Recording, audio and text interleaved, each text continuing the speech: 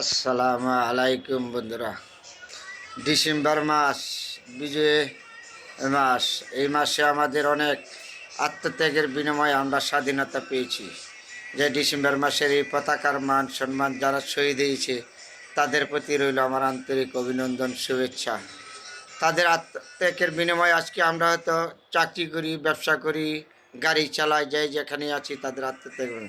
যারা শহীদ হয়েছেন তাদের প্রতি রইল আমার আন্তরিক ভালোবাসা, অভিনন্দন, শুভেচ্ছা। আল্লাহ পাক রব্বুল আলামিন যেন তাদেরকে তারা বেহেশতখানা বানিয়ে দেয়। তারপরে ডিসেম্বর মাস, আগামীকালকে হইল 16 ডিসেম্বর। আপনাদের প্রতি আমাদের সবসময় ভালোবাসা থাকবে এবং আসে চিরদিন। এই বাঙালি জাতি আমাদের বিশাল বড় একটা গৌরব। এই গৌরব আমরা কখনো বিফলে যেতে দিব না। তাহলে এই স্বাধীনতা আমাদের অঙ্গীকার ছিল, এই বিজয় আমাদের অঙ্গীকার ছিল, লাল সবুজের পতাকা। এই পতাকার বিনিময়ে আজকে আমরা হয়তো সুন্দর জীবনযাপন করেছি, যাই যেখানে পেশা করতেছি, চাকরি করতেছি, এটা আমাদের একটা বিশাল বড় পাওয়া। তাহলে আগামীকাল 16 ডিসেম্বর এই দিন এর ভিতরে আমরা যারা শহীদ হয়েছে তাদেরকে স্মরণ করব, শ্রদ্ধা করব, ভালোবাসা দেব। এটি হলো সর্বোচ্চ বড় কথা। পৃথিবী থেকে এসেছেন যে বাঙালির অনেক অবদান। এই বিজয়ের শব্দটা হয়তো অনেক মানুষ আমরা বুঝতে পারি নাই। বিজয়ের শব্দ একটা দেশের জন্য, একটা রাষ্ট্রীয়ের জন্য বিশাল বড় গুরুত্বপূর্ণ ভূমিকা রাখে। তাহলে এই লাল সবুজের পতাকার প্রতি আমরা ভালোবাসা রেখে এই দেশটা আমরা এগিয়ে নিব।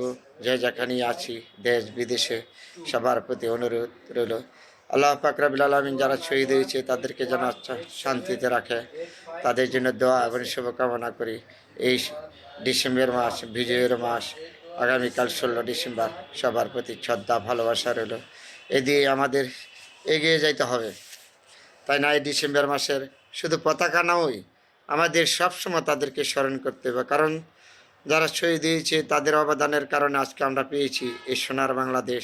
আমরা বাঙালি জাতি, এটা কখনো ভোলা যাবে না। এটা আমাদের গৌরবের সাথে স্মরণ করতে হবে তাদেরকে। বছর বছর ঘিরে আসবে এই বিজয়ের মাস, এই লাল সবুজের পতাকা। আমরা সোনার বাংলাদেশের মানুষ, আমরা সবসময় সুন্দর মিলিত দেশ গড়ার জন্য চেষ্টা করি। যারা আগে ছিল ক্ষমতা তারা দেশটাকে ধ্বংস করে চলে গিয়েছে। সে বাড়িতে আজকে হয়তো তারা কোটি কোটি টাকা কামায় না, বিদেশের বাড়িতে বৈশাখ দেশের বিরুদ্ধে ষড়যন্ত্র করে।